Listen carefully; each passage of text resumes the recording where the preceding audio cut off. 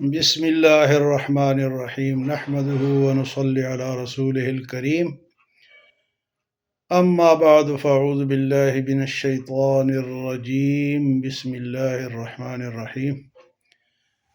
محترم بھائیو، دوستو، میرے سوشل میڈیا کے دوستو، سب کو السلام علیکم۔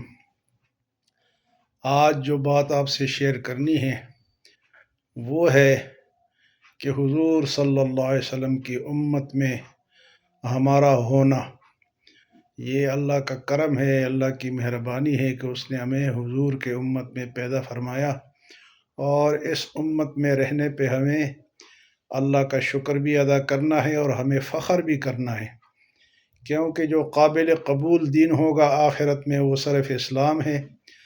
اسلام کے علاوہ کوئی دین اللہ کو قبول نہیں ہوگا۔ اللہ پاک فرماتے ہیں ان الدین عند اللہ الاسلام، دین اگر ہے تو وہ اسلام ہے۔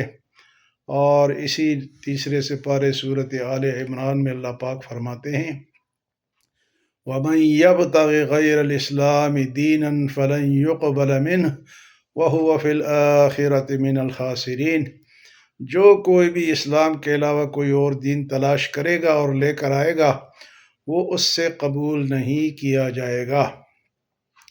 اور اس کے آگے فرماتے ان الذین کفروا وماتوا وهم کفار فلن يقبل من احدهم ملء الارض ذهبا ولو افتدى به، اگر کوئی کفر کی حالت میں مر گیا اور آخرت میں جا کے اللہ کو رشوت دینے کی کوشش کرے، اور رشوت کتنی؟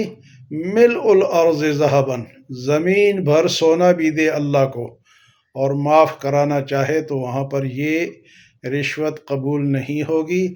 اللہ فرماتے ہیں فَلَن يُقْبَلَ مِنْهُمْ إِنَّ الَّذِينَ كَفَرُوا وَمَاتُوا وَهُمْ كُفَّارٌ فَلَن يُقْبَلَ مِنْهُمْ مِلْءُ الْأَرْضِ ذَهَبًا وَلَوِ افْتَدَىٰ بِهِ، اتنا بھی وہ سونا دے، رشوت دے تو اللہ فرماتے ہیں اس کو قبول نہیں کیا جائے گا۔